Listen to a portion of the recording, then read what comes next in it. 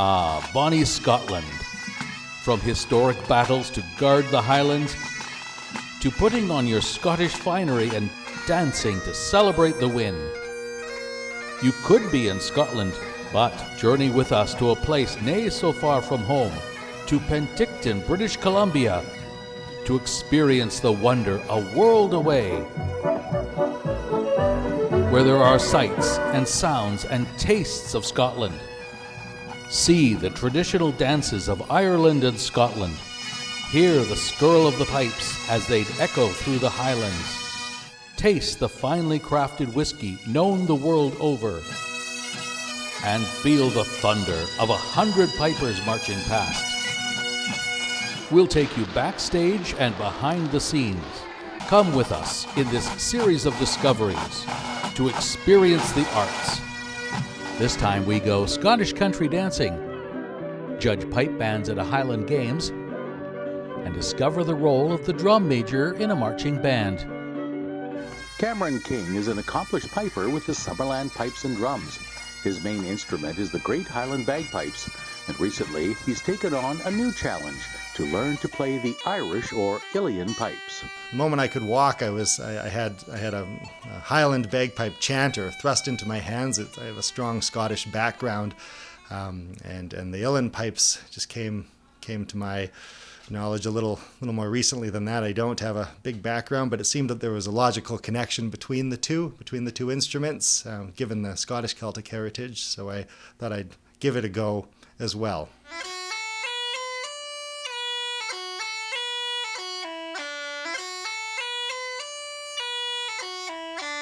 I took on this instrument about a year ago now, and I was able to get some local instruction from Graham Burley, my pipe maker, but there's not that many people around locally who play this instrument, so I looked online and found some great musical resources that way, and I've been taking it in baby steps, one step at a time. It's definitely a steeper learning curve than I thought. I thought I might be able to transition from one instrument to the other when there's not as much in common between the two as I initially thought or hoped for. I've played the Highland bagpipes for most of my life. I've played since I was 9 years old. I thought it would be a neat experience to take on an additional Celtic hobby and musical instrument, and this has certainly been a journey for me, and it will be a lifelong journey for me. It's quite a different instrument from the Highland pipes that I've spent a lot of time with. You don't quite get the blustery outdoor weather with the Irish pipes. It's more of an indoor sitting down instrument. You're able to jam more easily than you would be with the Highland bagpipes. When you're playing the Highland bagpipes, people play with you, but it's hard to play with them sometimes.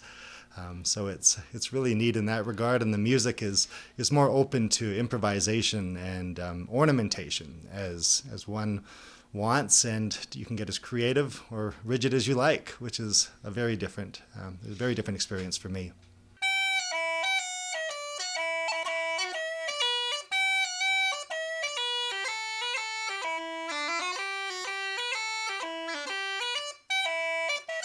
With the Ilian pipes, I haven't had a lot of opportunity to play with other musicians at this point. I'm still learning the ropes. I think that's another interesting aspect about this instrument that I like, is that it's not a band instrument in the same way that the Highland bagpipes is a band instrument where it's meant to be played in big groups, as loud as possible outside. The Ilian pipes is more of a solo instrument if you want it to be, and if you can pick up a drummer here and there, you can have a really nice jamming session. So really a lovely combination of music.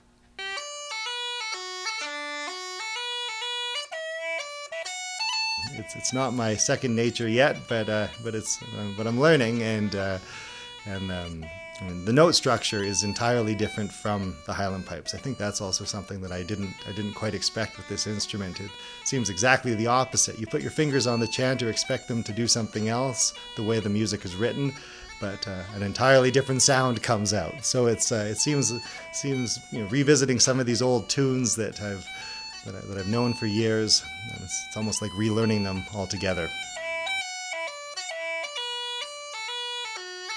It's a really neat way to spend some time and using a different part of your creative mind and ability to play these Celtic instruments. And I think they're a lot of fun. You meet a lot of really interesting folks, and I've certainly enjoyed playing both the Highland pipes and the Uilleann pipes, and the journey that it's going to take me on for years to come.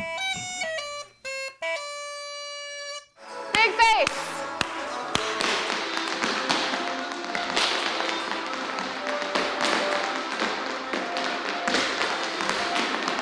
Yes, Sophie!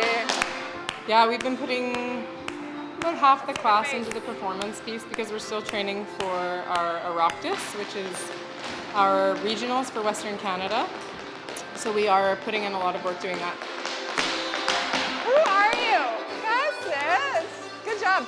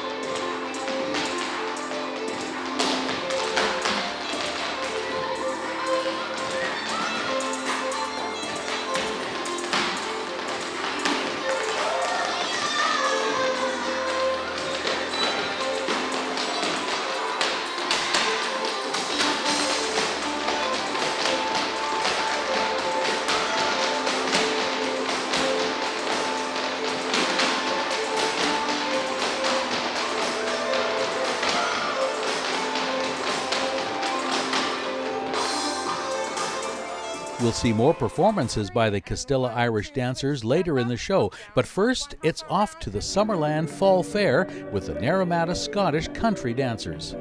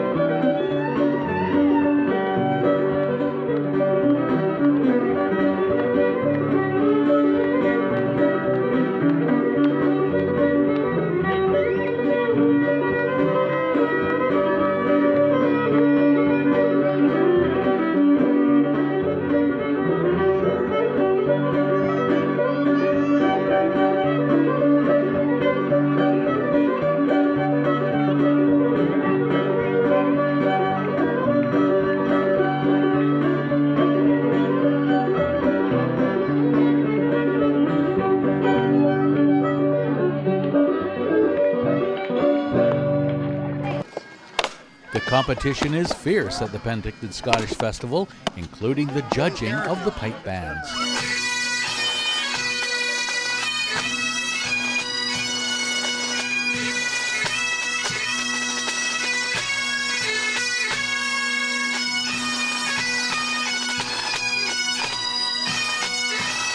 Been playing for over 48 years, a member of Simon Fraser University Pipe Band, and I'm also in the World Solo Championships in piping as well, and I teach full-time, and I give clinics and I judge throughout the United States and Canada. I'm judging ensemble, so I'm looking for a little bit of everything in the band as opposed to the piping judge and this drumming judge, which consists of 2 piping judges, 1 ensemble judge, and a drumming judge. So I take the whole aspect of how I put things together from the pipe corps point of view, to the snare corps point of view, to the midsection point of view, and put it all together to see how they play together as a unit. That's my job. Quick, march.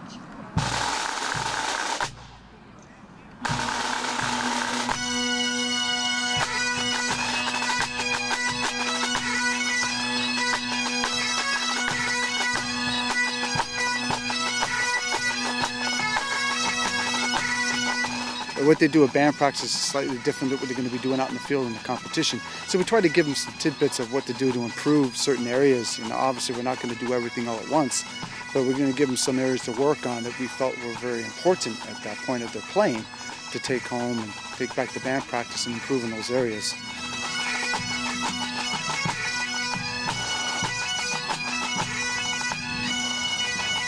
Basically listening to the bands, what they have to come up with, what type of music they're playing, the ability, what surprises they might have for us, innovation. It's good to see a little bit of everything, you know, as part of it being a judge. And then it's broken down into the different sections that I mentioned. And then we critique accordingly. But we, you know, it's nice to hear bands that come up with a lot of innovation in the music side. And all the other types of harmonics that are involved in what the snare line and midsections do, you know, to really enhance the performance. It's more or less slightly put the icing on the cake, so to speak, and how they put it all together. And so it's the part that we enjoy. It's the musicality side.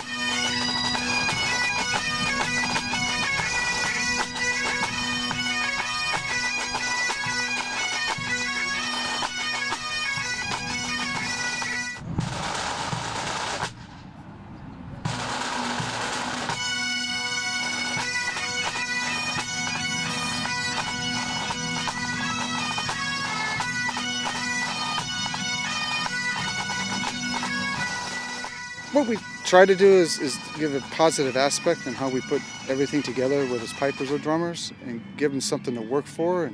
And we try to be a good role model by helping them, try to nourish their development, you know, so they become better players in the future. You know, and any questions they might have, they would easily come up to us and ask. And any way we can help them, we will. But we try to be as positive as we can as judges and outside of being a judge, more of an instructor role as opposed to a judging role, and see what we can do to help their music abilities to improve.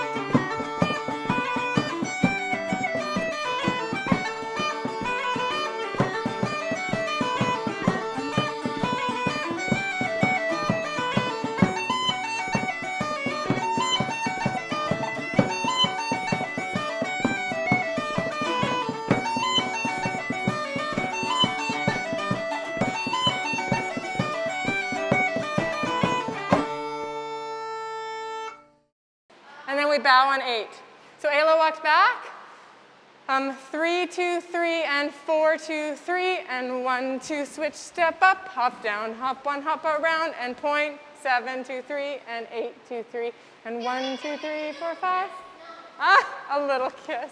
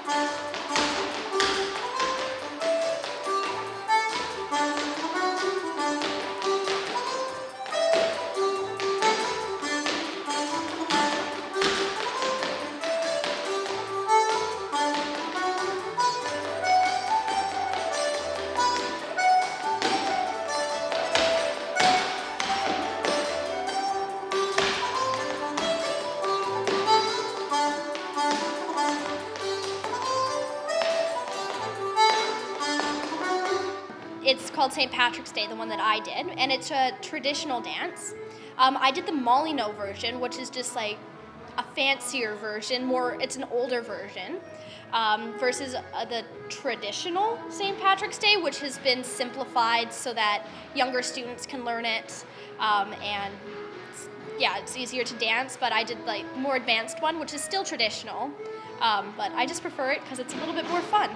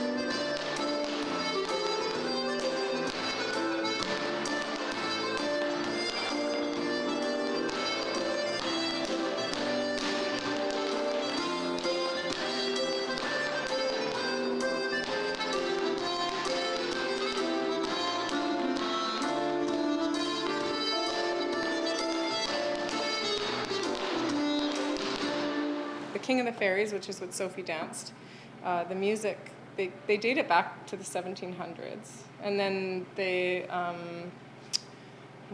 was a dance master who performed it in Cork in 1938 with his student. So that's a long time ago. And Sophie just did that dance in 2020. I think that's pretty cool.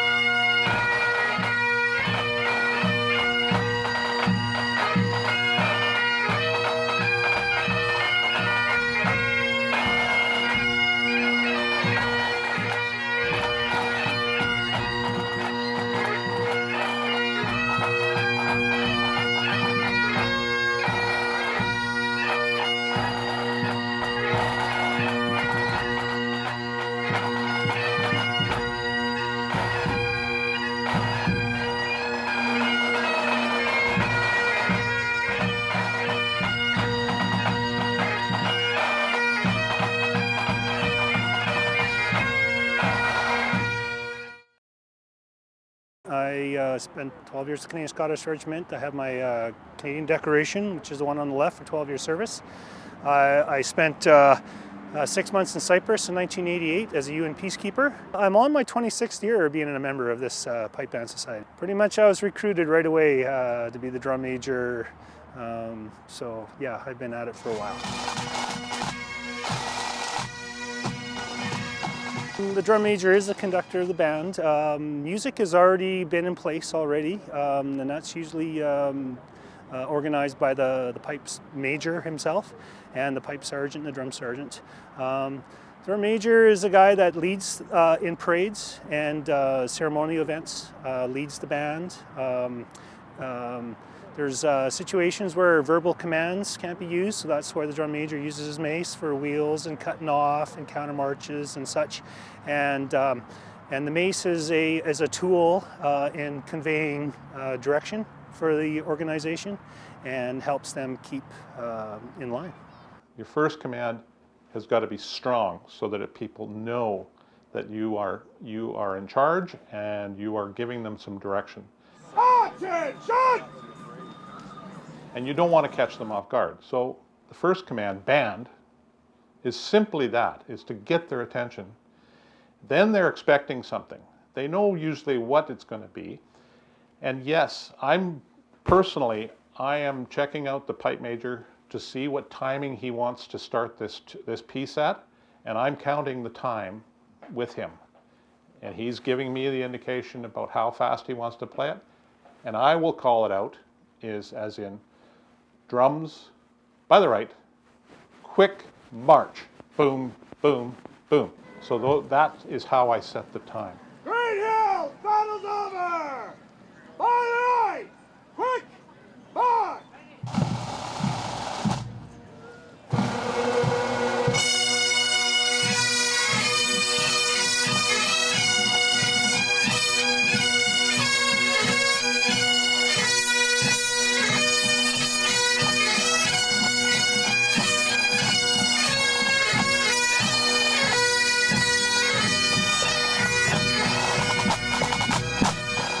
I've been a drum major for 2 different major bands, one being the Delta Police in Vancouver, and the other one being the E Division, which is Vancouver RCMP pipe band, which I created and was the drum major for 16 plus years. The drum majors and drummers actually were introduced in the British system to pipe bands through the military in about the mid to early 1800s. They came about basically because the regiment had pipers, but they would be a regimental piper and they would play individually or they might play in a group of 3 or 4, but they never had a band at that point. There weren't bands per se. So to keep them going in a theme of a band, they drew from the regiment. And most of the regiments had military brass bands, and so they drew from those people to become the drummers and drum major for the pipers. And pipers and pipe bands were created, basically. That's one of the reasons why a lot of pipe bands that wear traditional uniforms, the drummers wear red, and the pipers wear full highland gear, because the drummers were originally assigned to the regiment. Pipes and drums by the center! Quick march! Drum majors, when they came on board, they had to have a job. So for the regiment, they were required to do a lot of the administrative duties. Plus, they were also a key member in dealing with dress and deportment. Drum major, as it is not a rank. It is a designation. So in other words, someone from the military could be a corporal, a sergeant, staff sergeant, and they could then become a drum major. They don't become a different rank. They are still that same corporal, sergeant, staff sergeant, but they have the designation, and the designation is for life. In the British Army, they came up with the name drum major, and it became quite the way to go. So other countries in the world began to try to emulate what they were doing. And one of the things that France did, for instance, France created their same person, but they called him a colonel of drums, because a colonel is higher than a major. Well, the British wouldn't put up with that. So the British came back and said, no, ours is a drum major general. So there was a bit of a contest going on as to who was going to get the most senior of the group. But that's where the term came from, and it all evolved back down to drum major. And drum majors and drums major are very common in the Commonwealth area. We all fall under that same kind of umbrella. The drum major is a figurehead, not only of the band, but generally speaking of the regiment, remembering that most drum majors came from the military side of the house. And they were expected to be best dressed, the best deportment, the best of all the visuals that you get from the regiment. So they were tasked with that. And the other thing that they did was they carried what is known as a baldric. And the baldric has the battle honors of the regiment.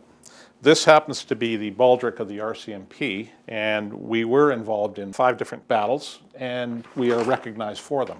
The other thing that some regiments do is on the head of the mace, they will also put the battle honors.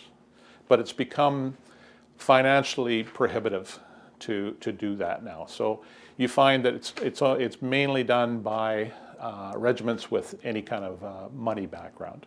The purpose of the mace for the drum major is to give direction to the band and allow them to move in a uniform manner. So there's some basic flourishes that are come about. And one would be to, if I want to take the band in this direction here, I would bring the mace up to this level, extend it that way. Now, it seems different than what it should be, because I'm not pointing where we're going, but what I'm trying to do is to keep everybody in a straight line. So the outside person is focusing on his distance to my mace. And therefore, if I was going the other way, of course it would be this way, and we drag them around. So essentially you're dragging the band around to allow it to come. Then to stop the band from marching, we bring it up to above the head. And then it's at the end of a certain part, usually on direction and cooperation between the drum major and the pipe major, we will indicate what time we want to stop the band from marching. We're marking time at this point. And at the end of the part, we would bring the mace down and bring it back into its position and back into where it belongs.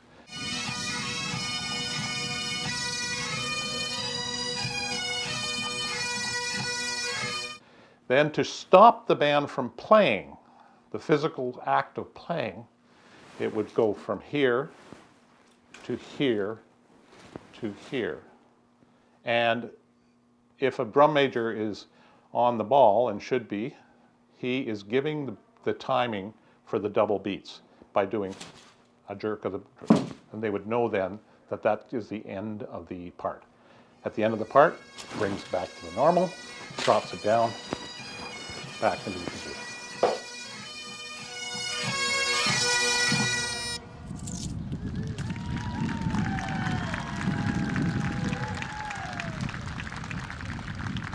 All maces are very similar. They start with a finial, which is the top portion up here. This can be changed to change the balance, change the weight. It can be, it has a lot to do with being able to swing the mace. For regimental ones, you will see will be quite large and quite showy. It also holds the whole piece together. It holds the head. Now, in regiments, in military regiments, the mace is quite often consecrated by the chaplain. In other words, he gives it a blessing. And in some regiments, and the RCMP is one of them, we receive a roll of honor. And it is the people who have died on duty in the RCMP, right from day one. That scroll is inside this head, and it's maintained. That's the reverence of keeping this piece. Then we have the shaft, and the shaft originally was made out of Malacca cane. It was flexible enough, it was durable enough, and it became the standard. On the bottom, there's a finial, which just, again, keeps it all together, and it allows so you don't damage the cane. Now that the bands are doing more and more flourishing and throwing of the mace, these maces have become simpler. You will see a finial that is very, very simple. The head that is very simple and has nothing that will catch on the uniform. The canes are actually made out of fiberglass, polycarbonates, any kind of new materials. They're changing all the time. It's like any other sport or instrument. It's evolving for the people that are using it today. That's the fashion of the mace. In the Edinburgh Tattoo in the 1950s, drum majors were starting to flourish the mace. Flourish the mace means to move it around and to put it over their heads and spin it around and throw it in the air. Those are all types of flourish. There's also simple flourishes like marching with a step, and there's ways to do that. But in the 1950s, at the Edinburgh Tattoo, one of the drum majors flourished in that he threw the mace. He missed when it came down, and on the esplanade of Edinburgh Castle was his drum major's mace in many, many pieces all over the ground, which happened to be caught by some of the major media of the day. It became a front page story in most of Europe's major newspapers. From that point on, nobody at the Edinburgh Tattoo throws a mace when they're in a performance. So that's the reasoning why the whole flourishing is a debate now. Now, in the 1940s,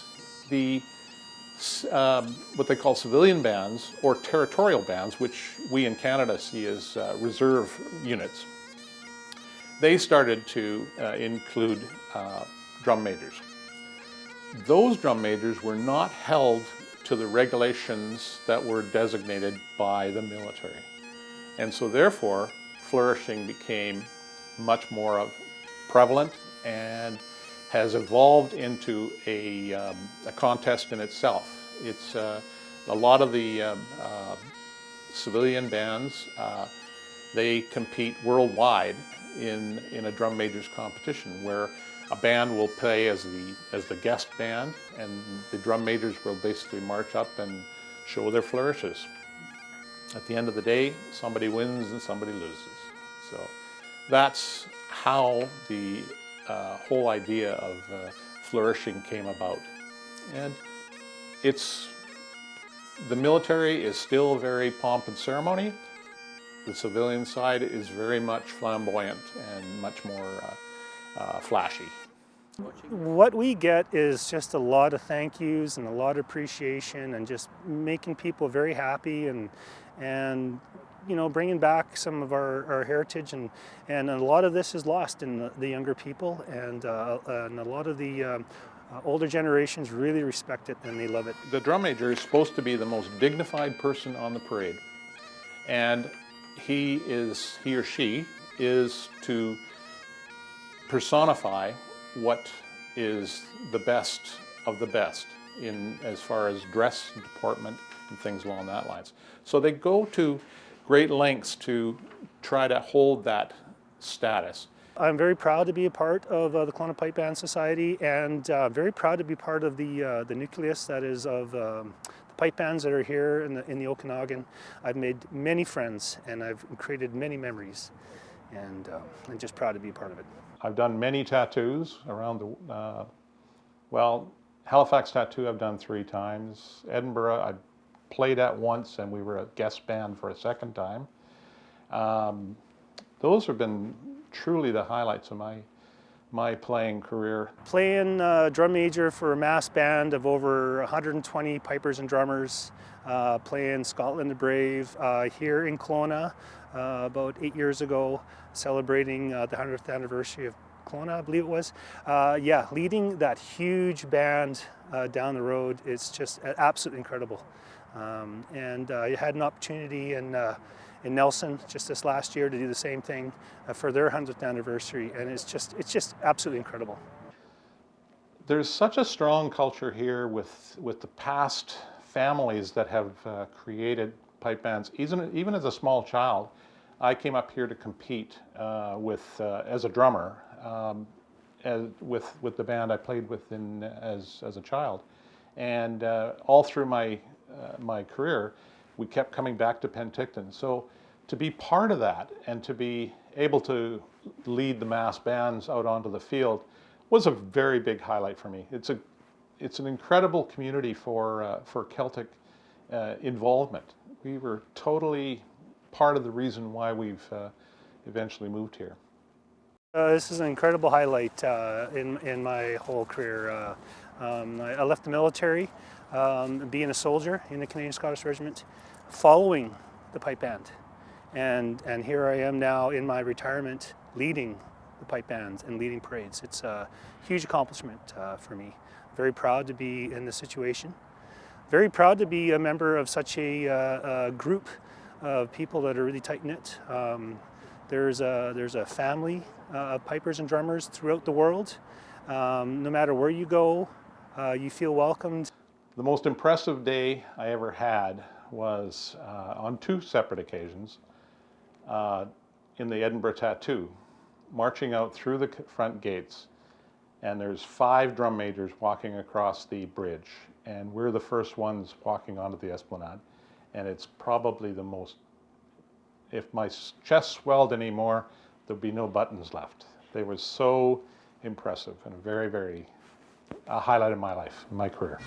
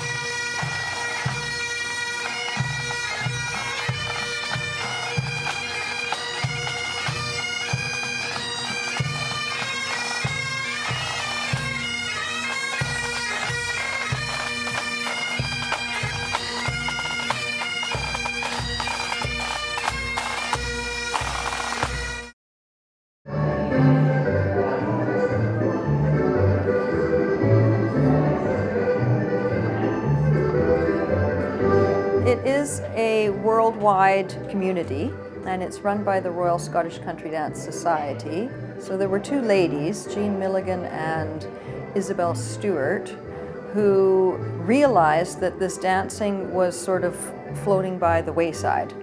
And they took it upon themselves to gather as much of the history that they could, as much of the dances as they could, and then basically put them in a format so that we could all understand it. And therefore, here we are today with our dances from Burns' time. So when we go to the Burns Supper, we like to do a few dances that Robbie Burns himself would have danced. The tunes from some of the music that he used, we also still have. We've saved all of that. So that's actually quite exciting.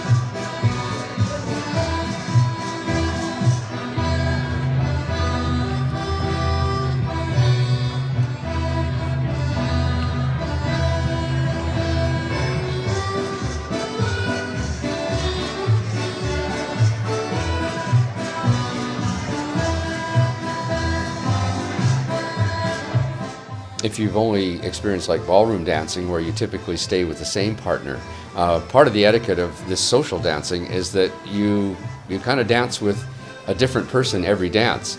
And so again, just the great social aspect of it, you're constantly meeting people, you're dancing with other people, and it's yeah, just great group spirit.